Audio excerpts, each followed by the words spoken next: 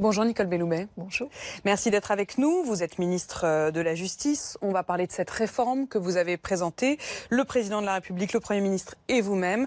Réforme importante de la justice, tous azimuts, à la fois réforme sur les peines et réforme sur la façon même de rendre la justice. Sur le sens de la peine, notamment, c'est là-dessus que vous avez ouvert la semaine avec le président de la République et l'alternative à la prison. On va rentrer dans les détails, mais d'abord une question plus générale. Si vous aviez des sous, en gros, si vous aviez les moyens, véritablement, de construire plus de places de prison, est-ce que vous vous creuseriez autant la tête pour essayer de trouver des alternatives? Ma question, c'est est-ce que votre réforme, elle est motivée par un vrai choix d'efficacité de la peine ou par le fait que vous êtes contraint à faire des économies? Alors, très clairement, elle n'est pas du tout motivée par une question d'économie ou une question financière. Ce qui guide profondément la réforme que nous avons voulu faire sur la question des peines, comme d'ailleurs peut-être de manière plus générale cette réforme de la justice, c'est vraiment l'intérêt du justiciable que celui-ci soit victime ou en l'occurrence qu'il soit condamné si nous parlons des peines. C'est vraiment ça qui est important. Qu'est-ce qui ne va pas aujourd'hui sur les peines avant de Parce qu'il y a quand même évidemment cette question récurrente depuis des années qui est la question de la surpopulation carcérale. Oui, non mais je vous entends, mais qu'à un moment on cherche des alternatives. Aurions-nous eu des milliards à foison? Ce n'est pas ce que nous aurions fait. Parce que ce qui est important, c'est, me semble-t-il, que le système repose sur quelque chose qui soit équilibré et sur quelque chose qui soit adapté aux personnes qui sont condamnées. Il nous faut des peines qui répondent véritablement à la personne qui est condamnée, donc aux infractions qu'elle a commises. Des peines plus diverses? Plus diverses, mieux adaptées par définition, et surtout des peines qui soient mieux exécutées. Puisqu'aujourd'hui, au fond, on est sur un système qui est d'une certaine manière, c'est-à-dire un système où une peine est prononcée et elle ne sera jamais mise en œuvre de la manière, pas jamais, mais fréquemment mise en œuvre autrement que sont prononcées. Et donc, il y a quelque chose qui ne va pas. Nous voulons vraiment des peines adaptées à la situation du condamné et des peines qui soient exécutées. Regardons précisément.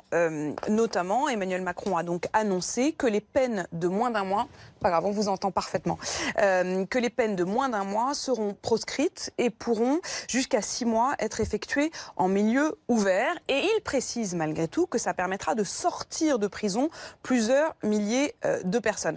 Concrètement, ça veut dire quoi, effectuer en milieu ouvert? Alors, cela veut dire, si vous voulez, que sur des peines de moins de 6 mois, il y en a aujourd'hui à peu près 90 000 qui sont prononcées par an en France.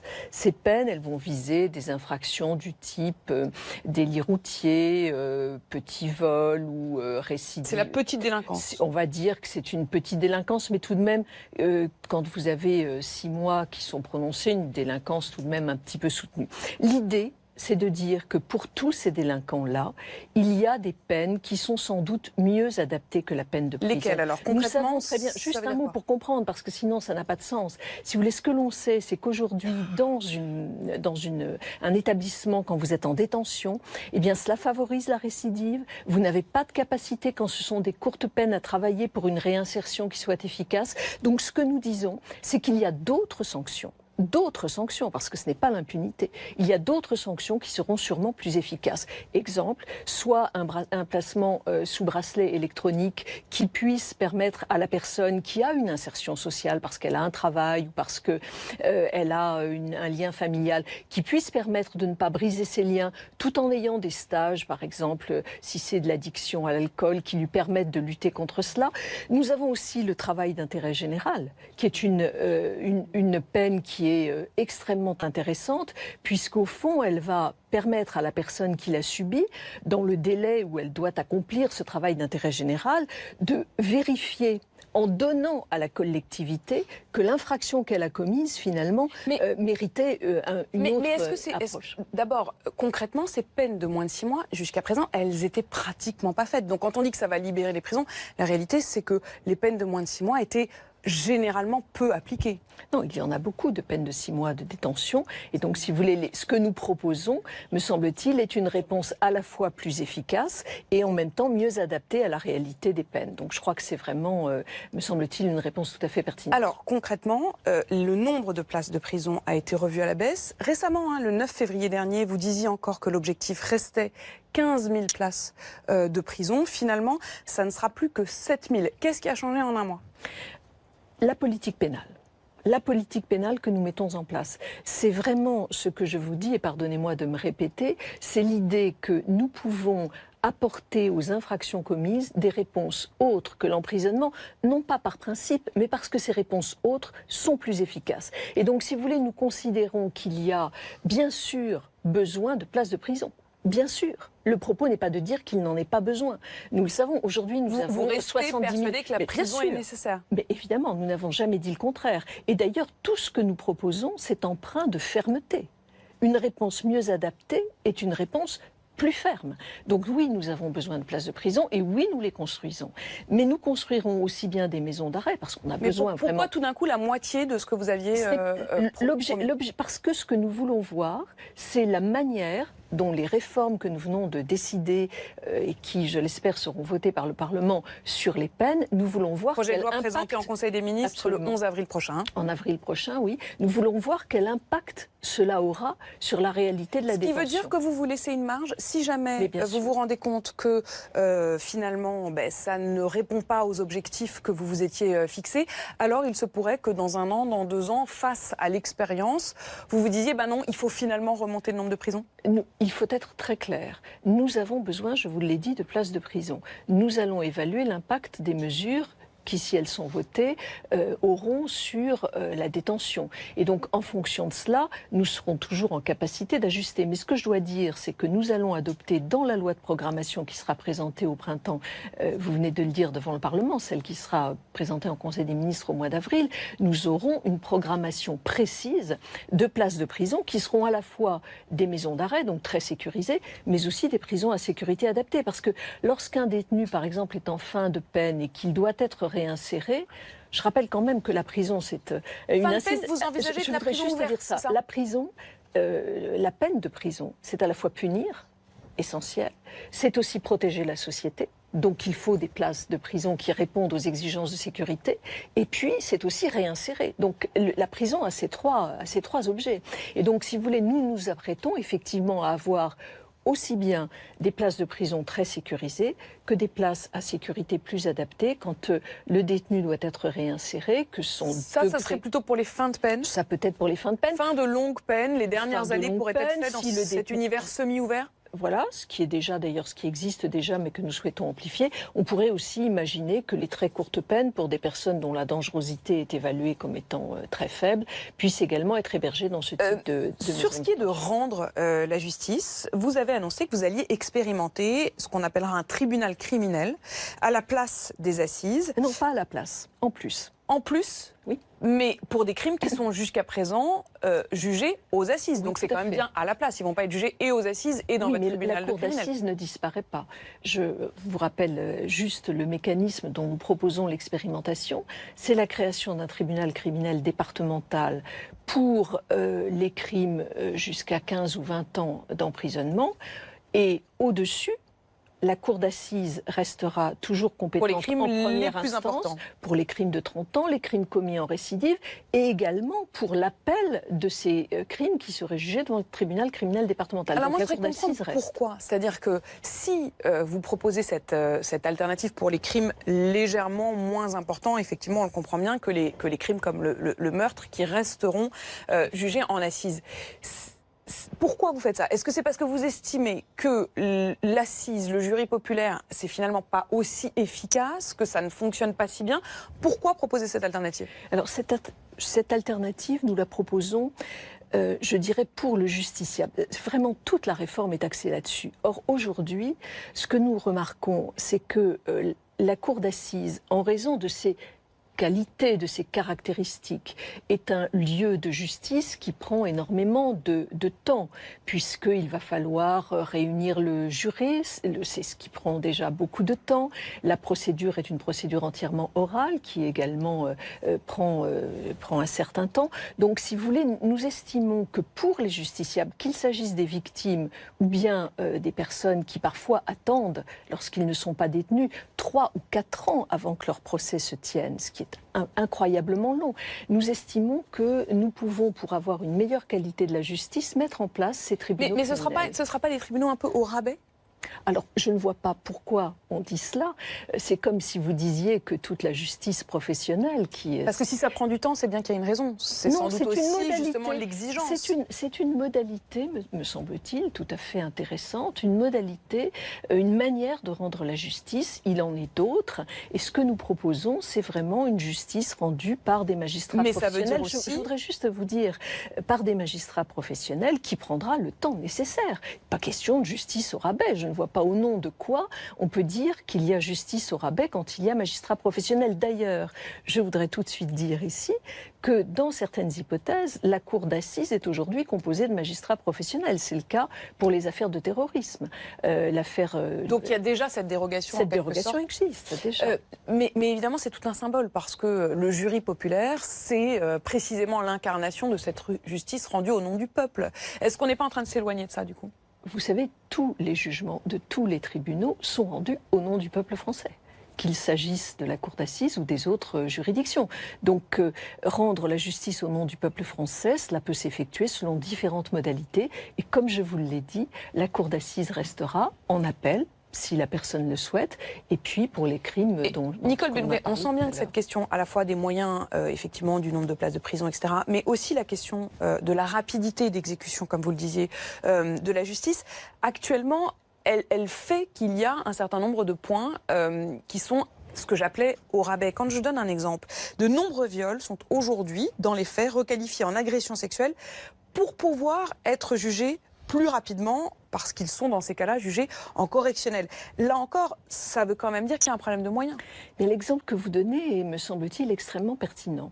Parce qu'avec la création du tribunal criminel départemental... C'est désespérant, enfin, je veux dire, d'imaginer que des viols... Laissez-moi vous répondre. Avec la requalifiés au rabais, du tribunal criminel départemental, eh bien, les viols dont vous parlez ne seront pas requalifiés en agression sexuelle pour pouvoir ils seront jugés en crime, comme des crimes, mais donc dans des délais plus rapides. Et donc, je crois que cette idée de tribunal criminel départemental, qui existe déjà depuis quelque temps, qui nous a été rappelée par Jacques Beaume et Franck Nathalie...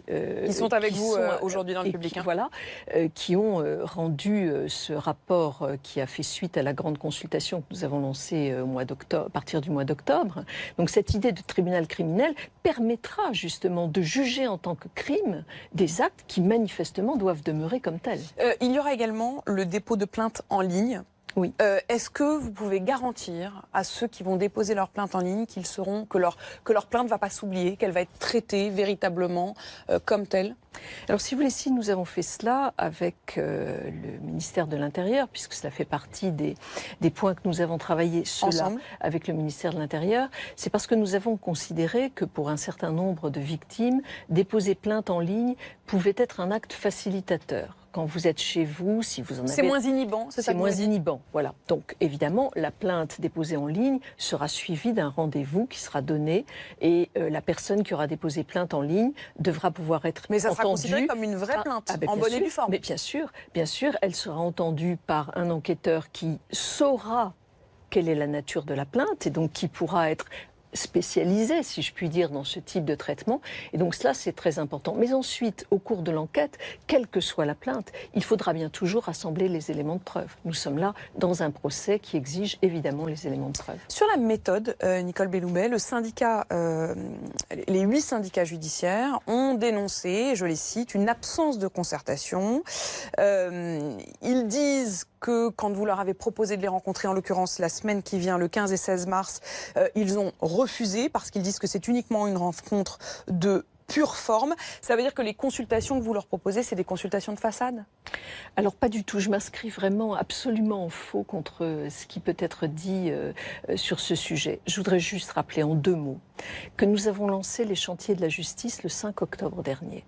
Que nous avons... Vous les avez rencontrés à ce moment-là d'ailleurs? Je les ai rencontrés à ce moment-là, ils ont été entendus par chacun des chefs de file des 5 chantiers. Nous avons reçu vraiment énormément de réponses aux questionnaires que nous avions envoyés. Nous avons auditionné énormément de gens. Première étape.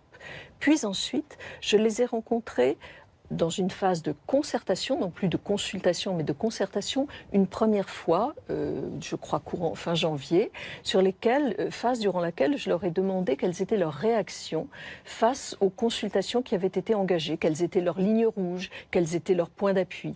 Puis ensuite, je leur ai proposé de les rencontrer une seconde fois sur la base de mes propositions. Nous en sommes à cette phase-là. Oui, et je voudrais juste dire que j'ai entendu ce qui a été dit. Le rendez-vous que vous leur proposez, en l'occurrence la semaine qui vient, il dit ça arrive alors même que vous aurez déjà envoyé les propositions au Conseil d'État. Mais pas du tout. D'une part, les propositions... Ils n'auront plus grand-chose à changer. Alors je voudrais dire 3 choses. D'une part, les propositions ne sont pas envoyées au Conseil d'État. Donc il y a encore une marge de manœuvre. Mais bien sûr, évidemment, lorsque nous disons que nous souhaitons proscrire les peines de moins de 1 mois, l'axe est tracé, mais après il faut rédiger le texte, il y a des ajouts à faire, il y a des améliorations, et nous sommes absolument ouverts, je suis absolument ouverte à écouter tout ça. Vous réitérez auprès d'eux cette demande pour les recevoir cette semaine. Et d'ailleurs, vous savez, ma réflexion a beaucoup évolué entre le 5 octobre et maintenant, et même entre le moment où les rapporteurs m'ont rendu les chantiers de la justice et maintenant, parce que j'ai entendu des tas de gens. Et donc nous évoluons et réellement nous progressons. Et puis je voudrais aussi vous dire que durant toute la phase de Conseil d'État, on peut aussi bouger des choses, et durant toute la phase de débat au Parlement, et je remercie monsieur le député d'être là, tout peut bouger, bien sûr. Un mot sur la justice et la politique. Vous êtes devenu ministre de la Justice quand François Bayrou a démissionné sur des soupçons d'affaires d'emploi fictifs. La question de la neutralité de la justice, parce qu'aujourd'hui, au MoDem, certains se plaignent du fait que quand Sylvie Goulard, Marielle de Sarnez et François Bayrou ont été nommés, à ce moment la justice s'est activée et a sorti un certain nombre d'affaires et qu'ils ont donc dû démissionner, sauf que depuis, il n'y a plus rien, il ne se passe plus rien. Et un peu pareil, pendant la campagne présidentielle, pendant que François Fillon était candidat, la justice s'est activée, mais depuis, plus rien. Est-ce que ça veut dire qu'il y a quand même un problème d'agenda et que la justice, à un moment donné, a sciemment, en tout cas, perturbé l'agenda politique? Écoutez, moi je vous dirais 2 choses là-dessus. La première chose, c'est qu'évidemment, en tant que garde des Sceaux, il ne m'appartient absolument pas de porter un jugement sur la manière dont la justice traite les affaires dont elle s'est saisie. La deuxième chose que je voudrais dire, c'est qu'évidemment, je fais toute confiance aux magistrats à toutes les étapes de ces affaires-là. Et enfin, dernière chose, il y a évidemment une responsabilité des ministres qui doit être protégée. Je crois que c'est important, qui doit être à la fois... il me semble que lorsqu'il y a un problème commis par un ministre, il doit être jugé par une juridiction normale. C'est ce que nous allons proposer dans le cadre de la révision constitutionnelle. Mais évidemment, il faut faire attention. On ne peut pas attraire les ministres de n'importe quelle manière devant les juridictions. Mais cette question de l'accélération de la justice à certains moments et au contraire, ensuite, tout d'un coup, tout devient atone. Je suis persuadée que les magistrats gèrent les dossiers dont ils sont responsables. Ils ont en tout cas toute votre confiance. Absolument. Nicole Belloubet, on accueille tout de suite Myriam Mankawa du Parisien aujourd'hui en France.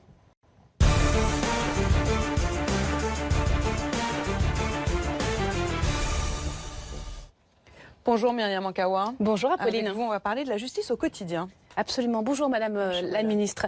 Vous avez entendu le cri d'alarme du tribunal de Bobigny. Vous savez qu'au Parisien, on suit quotidiennement... J'aurais eu du mal à ne pas l'entendre. L'activité des tribunaux. C'est le 2e tribunal de France et la procureure, Madame Fabienne Klein-Donati, lance ce cri d'alarme en disant en gros, eh bien, on ne fait que vider un puits sans fond. On a 418 dossiers qui stagnent et qui ne seront peut-être pas traités avant 1, 2, 3 ans. C'est ça la justice de notre pays. Alors, si vous voulez, la situation du tribunal de Bobigny, je la connaissais avant que Madame Klein-Donati ne s'exprime. Je me suis rendue à Bobigny et bien entendu, j'ai pu constater expliqué en dialoguant avec les magistrats longuement, avec les barreaux, les difficultés de ce tribunal. La réponse pénale se dégrade, c'est-à-dire que les magistrats et les parquetiers dégradent finalement la manière qu'ils ont eux-mêmes de rendre la justice. Si vous voulez, moi je pense que les magistrats font un travail dans ce secteur qui est extrêmement difficile. C'est un tribunal qui est sous pression de multiples éléments qui tiennent à la vie quotidienne dans ce département, qui tiennent aussi à la présence de Roissy. Oui, bien sûr. Qui tiennent aussi à la présence de Roissy, qui évidemment est un vecteur qui peut apporter des affaires compliquées. Donc, nous avons essayé, mais nous ne laissons pas cette situation. Nous ne laissons pas cette situation. Vous créez des magistrats à Bobigny ? Bien sûr. Supplémentaires ? Bien sûr. Combien ?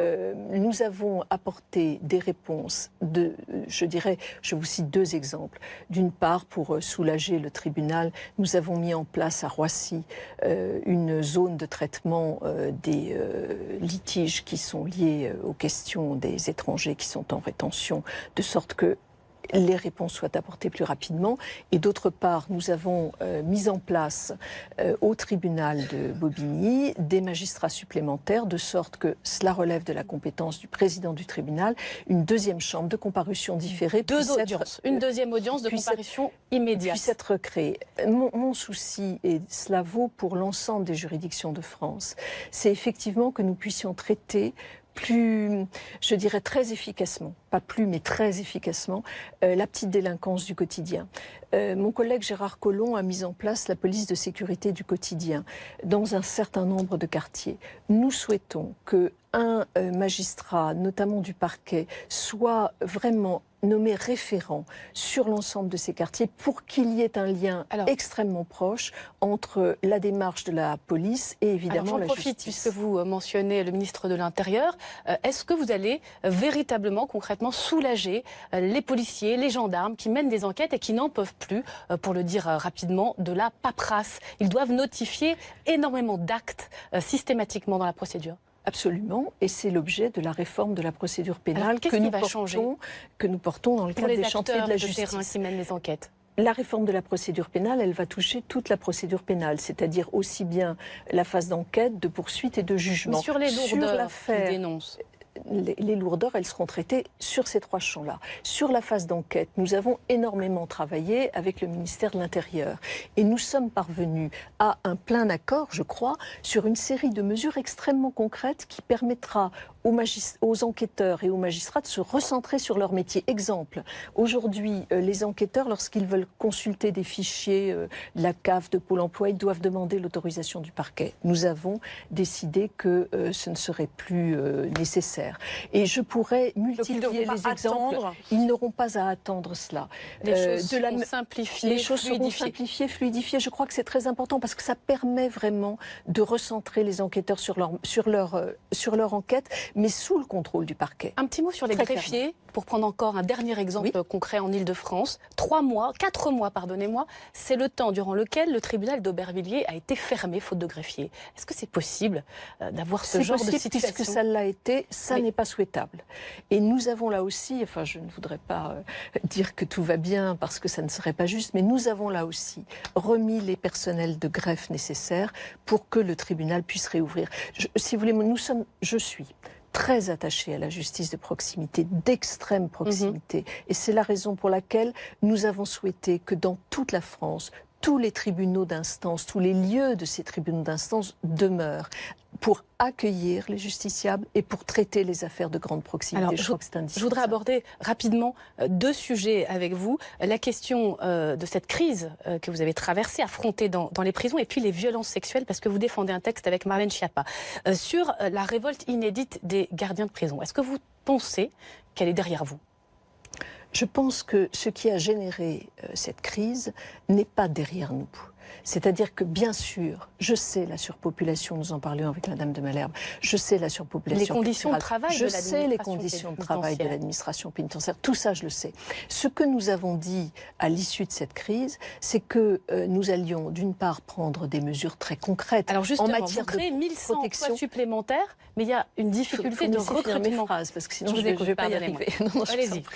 Non, je vous dis simplement que nous avons pris un certain nombre de mesures en matière de protection des personnels, à la fois des mesures toutes simples d'équipement, mais aussi des mesures, vous le savez, de gestion d'un certain nombre de détenus violents et radicalisés. Nous avons pris toutes sortes donc de dispositions pour renforcer leur autorité. Des moyens aussi, des indemnités. Voilà, et des moyens. Mais sur le en termes recrutement, d'indemnité. à quoi bon finalement créer des postes si au fond personne ne veut devenir gardien de prison? Mais écoutez, nous nous sommes rendus avec le président de la République à l'École nationale d'administration pénitentiaire à Agen. École dont nous allons doubler la superficie à Agen, précisément parce que nous avons besoin et nous recrutons beaucoup de personnel pénitentiaire. Mais moi j'ai rencontré, alors franchement, chez tous les gens, toutes les personnes qui étaient là dans cette école, un enthousiasme, les élèves, qui ne sont pas tous des élèves jeunes, hein, parce qu'il y a beaucoup de gens qui sont en reconversion, donc il y a des élèves d'âge différents. Et j'ai vu un enthousiasme vraiment, mais il n'y a pas de qui m'a difficulté remis du baume au cœur. Dans ce secteur, il y a des difficultés moins à recruter qu'à fidéliser les personnels. Parce qu'ils ont à l'École nationale d'administration pénitentiaire une formation, je crois, de grande qualité. Et il est vrai que quand ils se retrouvent dans des établissements surpeuplés en région parisienne, alors qu'ils ne sont pas nécessairement de cette région, on peut avoir une difficulté à les fidéliser. C'est la raison pour laquelle nous avons souhaité mettre une prime de fidélisation dans certains établissements qui pourra aller jusqu'à 8 000 € au terme de 5 ans, ce qui n'est pas négligeable. Et puis, que nous devrons faire un accueil pour leur logement, pour les conditions sociales, les crèches des enfants, etc. Il y a beaucoup de choses à faire. Donc je ne suis pas en train de vous dire que la crise est terminée. Je sais les difficultés, mais je pense que la politique pénale que nous avons reconstruite et que les mesures que je viens d'évoquer là sont pertinentes. Pardonnez-moi, Madame la Ministre, de cavaler un peu. Il nous reste 2 minutes pour aborder la question des violences sexuelles. Le 21 mars, vous déposez avec Marlène Schiappa le projet de loi en Conseil des ministres. Tout le monde est d'accord pour dire qu'il faut aider les femmes à porter plainte, y compris par Internet. Le seul problème, et ça les Français le savent moins, c'est que les parquetiers, le parquet, classent sans suite 90% des peines des plaintes pour harcèlement. C'est 9 sur 10. Ça veut dire qu'au fond, rien ne se passe. Non, il n'y a pas de réparation quand je porte plainte. Je ne suis pas tout à fait d'accord avec vous. Non, je ne viens pas là sur la contestation des chiffres, mais ce que je voudrais dire, c'est que le parquet crée parfois ce qu'on appelle des alternatives aux poursuites, c'est-à-dire qu'il va apporter d'autres types de réponses qui peuvent être extrêmement positives, qui peuvent donner lieu à des stages, si vous voulez, qui prennent les auteurs d'infractions de manière très pertinente, je crois. Mais et puis par ailleurs, il n'y a pas de condamnation réellement. Et puis par ailleurs, je voudrais dire que c'est l'une des difficultés que nous avons. C'est ce que je disais là encore à Madame de Malherbe, c'est qu'il faut des éléments de preuve et que parfois ces éléments de preuve soient parce que, pour des raisons diverses, finalement va changer pour aider le magistrat. Juste, je voudrais dire, ces éléments de preuve sont parfois difficiles à réunir. Dans le texte que nous allons présenter, c'est un texte qui portera sur 3 choses. La prolongation du délai de prescription lorsque une personne aura fait l'objet d'un viol en étant mineur, qui passera de 20 à 30 ans. À 30 ans. C'est également l'outrage sexiste qui permettra aux femmes qui font l'objet, Marlène parle de drague intensive, de quelque chose d'appuyé, d'outrancier, de permettre à la personne qui aurait été à l'origine d'avoir une contravention. Je crois que c'est très pédagogique, c'est très important. Mais sur et ces puis plaintes, sur le dernier point, dont parlait Myriam à l'instant, le sentiment que ces plaintes, elles tombent dans un trou. Non, que finalement Twitter est un meilleur tribunal. Qu'est-ce que vous dites à ces femmes-là? Je trouve ça grave. Twitter, ça n'est pas la justice. Je ne dis pas qu'il ne fallait pas parler sur Twitter. Ça n'est pas ce que je dis. Mais les réseaux sociaux ne suffisent pas. Twitter, ça n'est pas la justice. Sinon, nous ne sommes plus dans une Sauf qu'elles ont l'impression, du coup, que leurs plaintes arrivent au moins à être au minimum publiques. Mais vous savez, je crois que plus tôt on porte plainte, plus tôt ça permet à l'enquêteur d'essayer de recourir et de trouver ces éléments de preuve. Et donc ça, c'est l'une des conclusions que vous apportez. Merci beaucoup, Myriam Ankawa. Dans un instant, c'est Edwige Chevrillon qui nous rejoint. Le nerf de la guerre, y compris pour la justice, ça reste les sous. À tout de suite.